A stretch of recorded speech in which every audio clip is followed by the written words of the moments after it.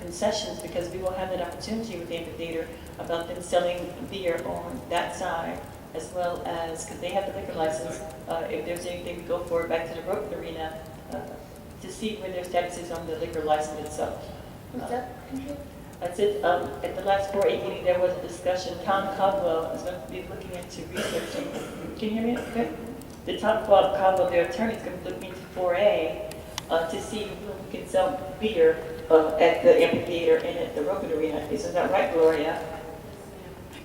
She's on the liquor license You now. can sell beer down there.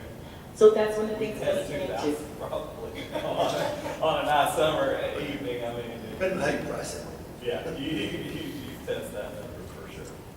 And that's the thing. And I think one of the things that happened in the grant, and there were a lot of good people that worked on that, and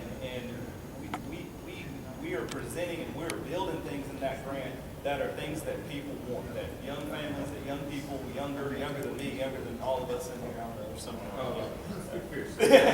that everybody, but we want, but that other people want as well, that outdoor music, places for outdoor vending, all those kind of things like that. That's going to turn that park and this park, as a result, into a place where people go and gather, and that the city has control of. Now, the park, the playground itself is required to be 10% handicap accessible as well as splash pad. But Sean, can you go into detail as to how we went above and beyond the requirement of the handicap accessible for the playground and the splash pad? Yeah, this playground doesn't exist anymore, so we've been looking at that thing for a long time. It's kind of been scrapped, basically.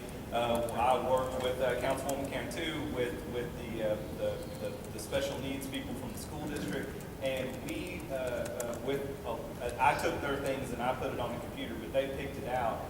We're at essentially a 50-50 ADA handicap accessible playground, and that is here. That is in the ball field. We came up with a design, and it's a very unique design, and I think it'll be probably one of the only ones anywhere around to where we have mixed a traditional playground that transitioned into an ADA style playground, and it goes back and forth on each other. So the play is there for the children on both sides. It's it's a really nice playground. It fits perfectly in the budget that we had originally established for the playground. And they come in, kudos to them. They did a lot of good work. They picked out the things that need to be in it. And it's, will be presented and finalized by you guys, but that's the conception that we have at this point. But it's the kind of playground that people in the area that have handicapped children, they'll come here to go to that playground. Don't you agree? I mean, the way that it's designed. I mean, it'll be a bell cow of accessibility for playgrounds. So it'll be very nice. And as we develop and get through this portion of the first phase of the park, we plan on having more of these meetings to continue so that we can flesh out all the details for the grant. As we're doing the paperwork and things such as that, then we can come back and we can fine tune and have those specials as we go on to the next phase. The question, are these two big fields the same size? The two big fields are, you have two different sizes of fields. You have two 250s and two 300s is what's built up. Robinson, can I ask you a question? Yeah. Like, you're gonna have a big softball tournament, are those suitable for that? Yeah. The 300 feet fields will be suitable in softball tournaments for adults or anything like that. The 250 would be for if you had like the select teams, younger What ones. is it I'm saying, say for example, we decide to have a big tournament, a national tournament. You know how many fields they need, right? Ooh, yeah, I mean, for Little League wise, I think it's talking about adult softball. but if you're talking about adult, you probably need. You're gonna need more than two if you want to have a national one. I mean, to have a good sized tournament, two's plenty big enough. Good size, but if you're you're trying to go real big, you probably need 3 or 4. Yeah, you'll need 3 or 4 definitely. And we built, we're building up in Longview, we're building a park that is just for adult recreation. And 2 of those fields are 300, or 250. So you can play on it. You get a lot of home runs. It makes old guys like us feel great. And they can do that, but a lot of guys don't like it where they put restrictions on home runs. Yeah. After 3, It's the an next out. home run's an out. Yeah. But a lot of guys don't like playing that. Well, don't Batting those cages tournaments. is as well, as in the first phase, we have batting cages, is that correct? The batting cage itself is the netting, and this is we talked about the thing that the grant people did that was really weird. The netting inside of the batting cage is on the grant project. The batting cage itself was on this project, which is, that's a simple fix. I mean, we might figure out a workaround on that. As soon as you contract with me, with anybody, or essentially as soon as they get done with this archaeological survey, we can start touching the grant stuff. We can't touch it right now, but as soon as that survey is done and they say that we're not sitting on top of Caddo Village or whatever, we can then start to mess with it. There's some workarounds on it where I want to have the batting cages finished by the weekend. So I think that's a big plus, especially since we don't have no accessibility to any batting cages. Absolutely. And these batting cages are, you see them up there, they're on concrete, there's tops on top, it's covered, it's gonna have a little sidewall dropping down on it, it's on concrete. We build a lot of them that are nice covered tops on top of sand or clay or whatever, and when it rains, it doesn't matter if you have a top on there or not, because the rain blows in there and it's wet, it's muddy. With these things that you guys have back there, it can rain 5 inches, and as soon as the rain stops and you can get back, it can rain 5 inches, the kids can be in there whacking baseballs while it's raining. How many could be batted in one? It's a four ton. Yes, That would be great. It's a 4 ton. The way that we designed it, basically you get all the things in your association, people can set it up however they want to. We actually had it set up for 3 batting tunnels and 1 pitcher warm-up tunnel. So you're gonna get the portable mound to put in there, and the receiver area and the home plate that's like a mat, so they can warm up. You can warm up in all 4, you can bat in all 4. It's flexible. It's just 4 tons. Yes, ma'am. Sean, I have a question because it's been bothering me, so maybe you can answer it for me. I was gonna ask you, like, on that playground, is it gonna be close to the baseball field where they can hit the ball over? No, goodness no. It's going to be well out of the hitting space. And actually, the playground location, this thing was this drawing that is very nice and represents pretty accurately what we're doing, but it was not based off of the final engineering. It was based off of our original site plan. I think this playground might have flipped back up into this side on the site plan. Playground's gonna be built anywhere. It's gonna be not in danger. Okay, because I went out there, since it started, and I could say, well, one picture shows it here, and then the other picture shows it over here, and then I can't figure out exactly. Where You can put it wherever you want to though, anyway, right? But I know what's gonna be on in it. I mean. We'll make sure it's in safe distance. We're building a model handicap playground. The last thing we'll do is have to get peppered by baseballs, right? So we're gonna make sure it's safe. So Councilman, that's a good thing. And so one of the things I talked about, Sean, today was we want to indicate, because it's going to look like, why is something that's undone or half-baked? And so we're going to, they have this foam stuff they can spray to make it green, like a funny-looking green, to say, here's what the future park is. We're going to have little tabs to say, here's where the next part is for the grant, and here's where the playground's going to be for the, because they'll say, where is it? So we'll be able to say, it's coming, but I can't mix the money. As soon as they find out that there's no anything back there, then it's a reimbursement, and the grant is $1 million, 50/50, and so we have to do the $500,000 going forward. If a lot of things were different and ideally there was an idea that we could push to get things built in this project on the grant at the time. That's obviously we're way past being able to do that. But that was originally the idea, and it's okay. I mean, it's we'll mark when you have your opening. We'll stick some signs to say future home football field, future home playground, and probably put some pictures or something like that out there just to make it flow. That way, people who are unfamiliar with the project, there's a lot of you guys that kind of get this information in meetings, but there's a whole lot more people in town that don't, and so that way when they go, they're not going to say, why is it just grass over here? No, there'll be some indication of what's going on there, so they can understand. John, I want to go back to money for a second. Yes, sir. You said your draws through draw number 9, excuse my voice, but, are you spending, do we draw spending to pay? I don't, no, sir. The intention is we're supposed to turn in the draw at the end of this week. Are you owed any monies? As of now, we're all current flush. Okay. The next thing I'd ask you is, what percent complete you feel like you are? I feel like I'm about 80% complete at this point right now. You know, with the things that have to be done are day projects now, not month projects, right? So you know, to put in the windscreen on the top rail on these fields and hanging the mesh on the netting on the backstops, that's 2.5 days, you know, so and that stuff is on site. So we're at the point to where it can go fast. We're not waiting on things to come, waiting on anything. It's here to build, and we're here to build it now. So things will go pretty quick. I suspect between now and today's the 10th of January, between 10th January and 10th February, if you pull back there, you're going to see a lot of different. It's going to start to kind of bloom a little bit. And how about the grass? What's the grass look like The grass is going to look, we're going to have to regrade where some of the pig damage is. The pigs got into this field, into this back part of this field. They got into this field a little bit. These fields are okay. They got into clay, which is weird.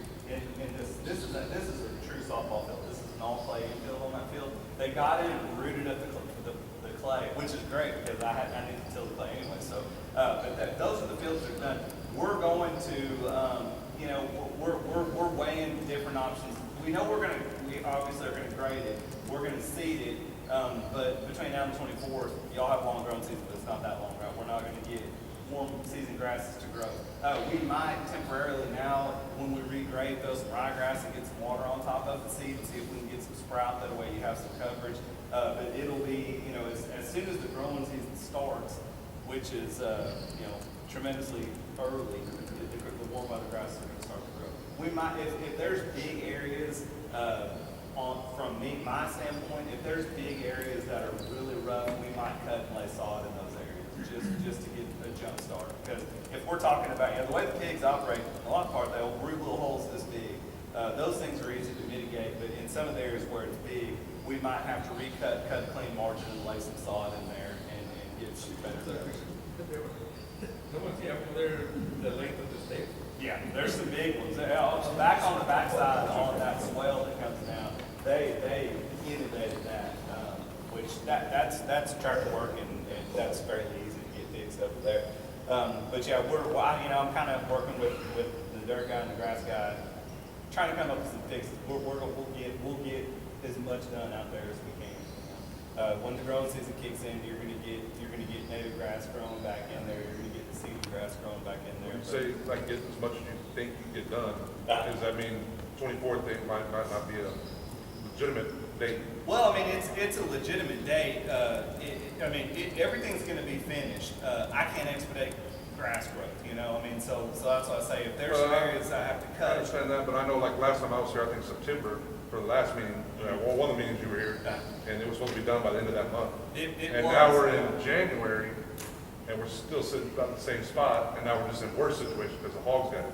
Correct. So my worry is like we're literally, we haven't done nothing those fields down on the bottom because nobody wants to put money into them due to they're going to be torn down. Yeah. But right now we're starting, 2 weeks, we're starting practices. There's a lot of work that needs to be done down there. I brought up the idea that maybe we should not tear them down and start filling in everything with all the dirt and stuff that we've been, packed and repacked until it gets back to level. And we have extra fields we're always shortage of fields for everything, so. I know my big worry, and I agree with you on that. I don't want to condemn anything. I agree with you on that, but like the big deal for like, I'm seeing for Little League right now, that one field's gonna be all right, it's some work to be done on it, but the other field, the one field where the softball was being played, or the adult, the 300 foot, there's grass, there is no infield no more. Yeah. So to get it back playable for Little League, which we don't know if these fields will be done by the 24th, I've already canceled All-Stars for Floresville this next year. We were supposed to host them, I've talked to Sissy about it before. We were supposed to host them, but I couldn't get an answer before December. Well, we had the answer September, but then I saw there was nothing getting done by December.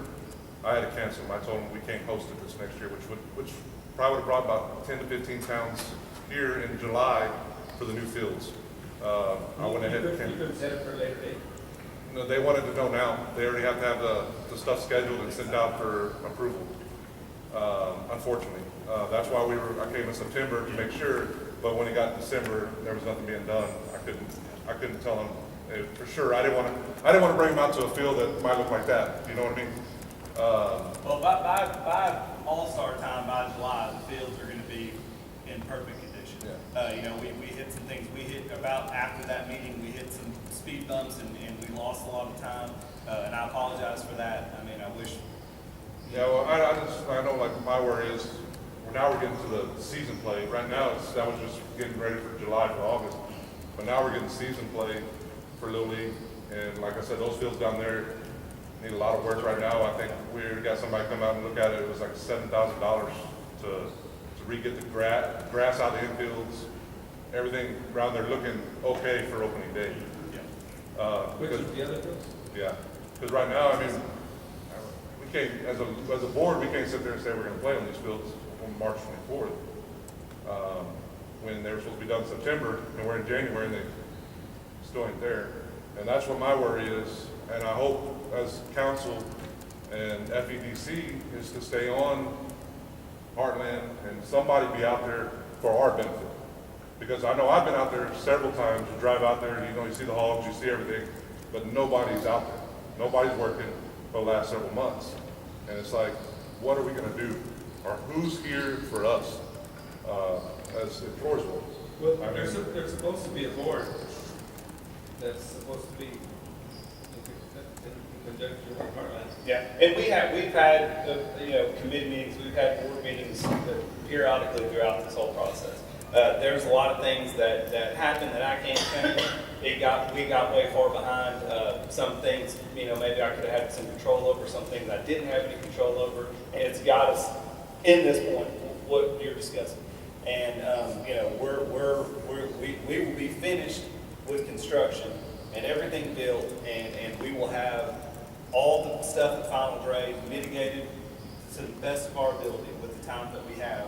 And I'm working on coming up with any kind of fix that I can to get it to where, like I say, if we have to cut nice and sod in some of those outfields where they hit, we'll explore that. We'll explore, it's 100% my commitment.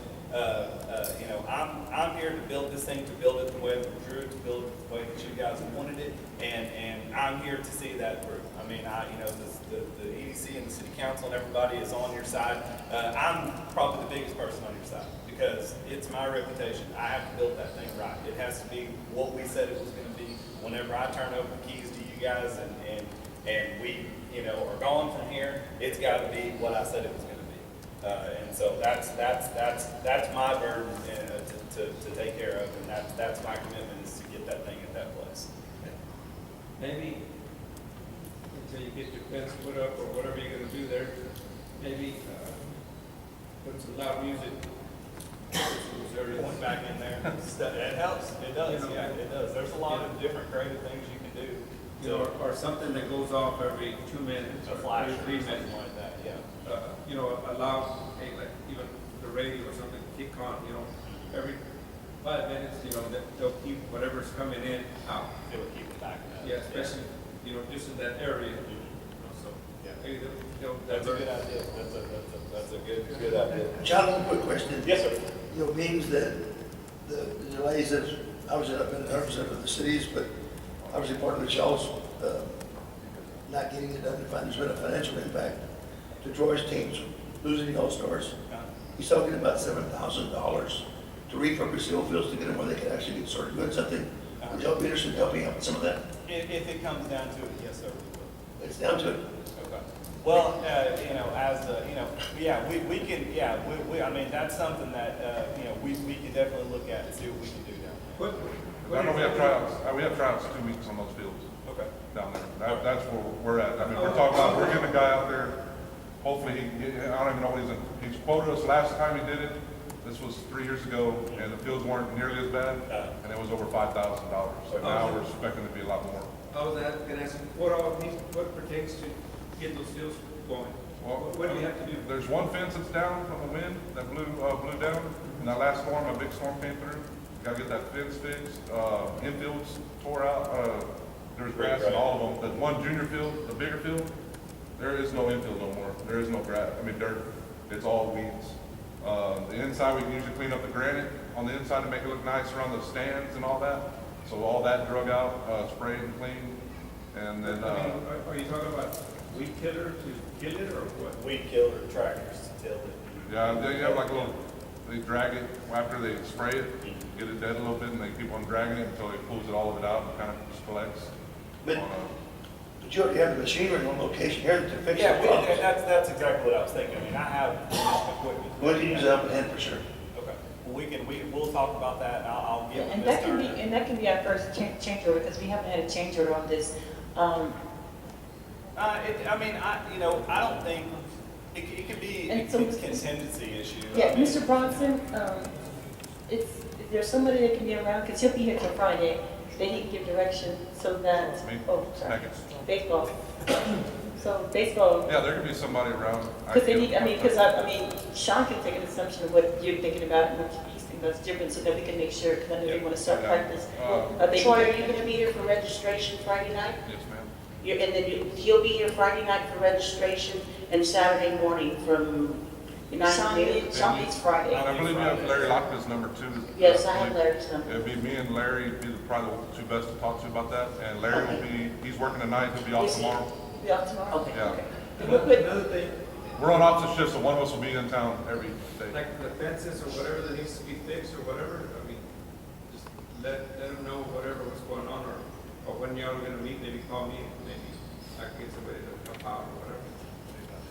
Yeah, that's something, that's, So, yeah, we can, A we'll little work bit of to it. teamwork, we'll get it done quick. Yeah. Those fences have been falling down for years. A lot of them are rusted on the bottom, on the posts and everything else, so it didn't take much for wind. For them to go back.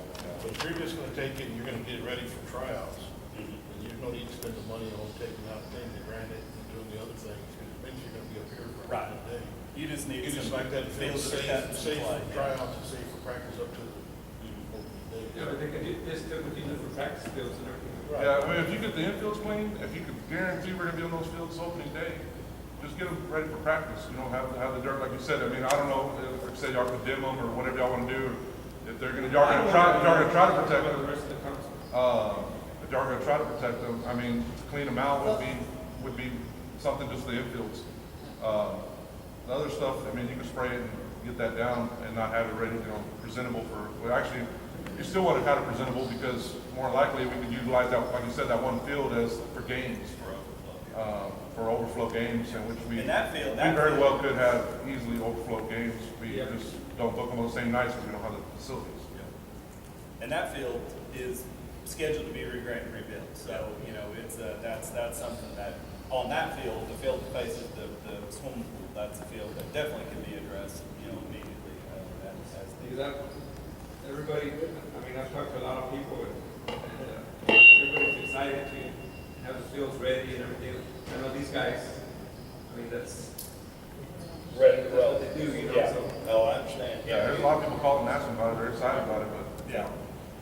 But Sean, I don't think that $7,000 is unrealistic to ask for on a $3 million project. Well, and I don't think it is either, and I mean, whether or not that is, but I know that I can do it, right? And so if I do it, or if I can line up the people to do it, that are my people that are here anyways, and we get down there and regrade those things, it doesn't really cost me very much, it doesn't cost you guys anything. So there's That's what we want to hear. there's an idea there, yeah. Yeah. And how early do you think that'll be something we might be able to do? I'll just have to get my guys lined up and see. The guys that would do it should be on site, like, if not the end of this week, first of next week, because they're coming in to do the final cut on those infields in our project. So it's those same guys that have the skill set and the equipment to do that.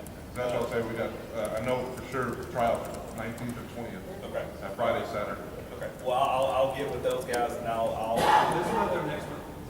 this month. this month.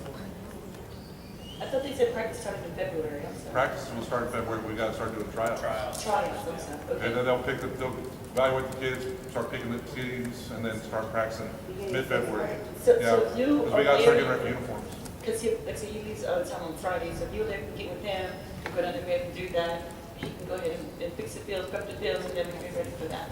I think And he already has your number, doesn't he? Larry has your number, Larry Naka? I've talked to him on the phone, yeah, he has my number. Okay, go ahead. And I'll give you a card and just, you know, probably the simplest thing to do is for this issue is just get down the basic things that you guys need done in order to have tryouts, type it up in the email, send it to me. Just give me the bullet points. This is what we need to have done.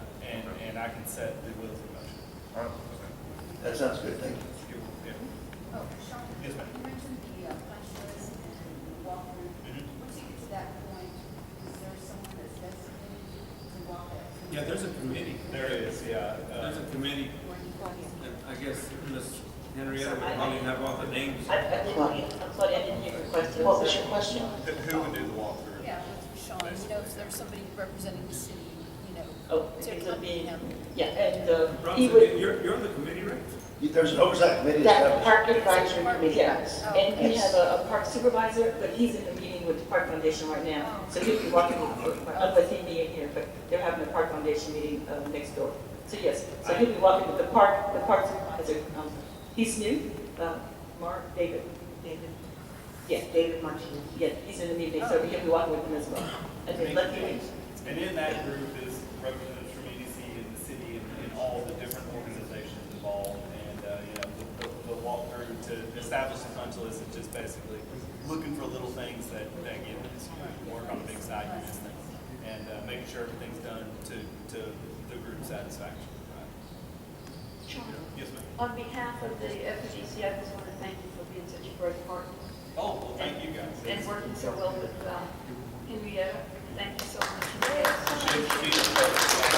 And it really, honestly, I mean, there's been, look, I mean, we've had some difficulties, but it truly, like I said at the beginning, it's been a pleasure for me to work. And it's a vision that we've waited for a long time, Yep. and no one knows that better than Mayor Tejada, because he's been talking about it for 10 years. Yep. So, to have a park. And now you guys have the right people in place, and the vision came together, and there was, you know, Ms. Turner and I this afternoon were talking about how there was a certain leap of faith in us doing this thing and assuming that we were going to get the grant. That's a huge assumption, you know, and so we went after it, and she got smart people, a lot of them smarter than me. I was the guy who could tell you how to build stuff, but a lot of smart people, and that got done.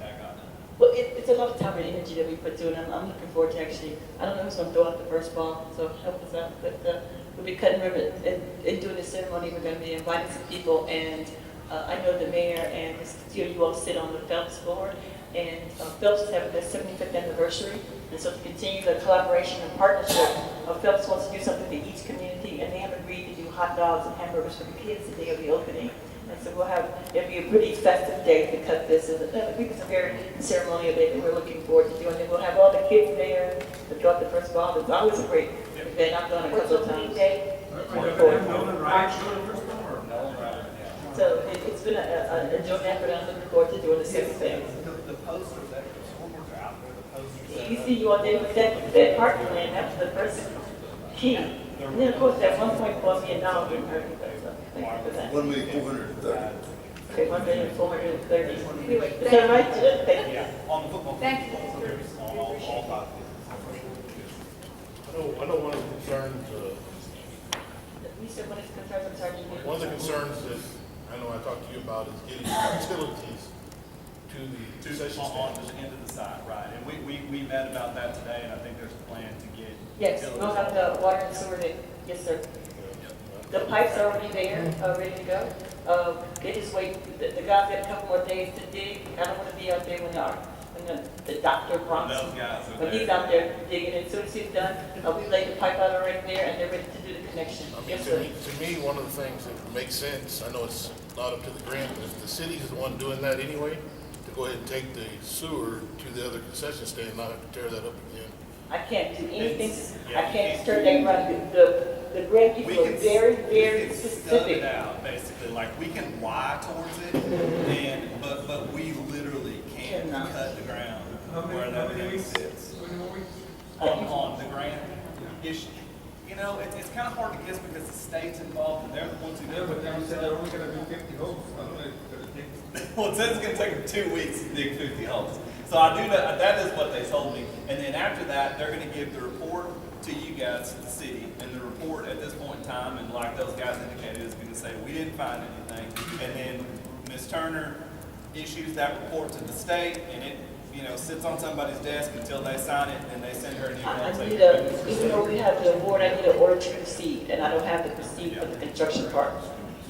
But as soon as they finish digging in the next week or so, then we'll have it hooked up way before the 24th. It'll be hooked up. We do go through the backside of the football area to get the water across. And they're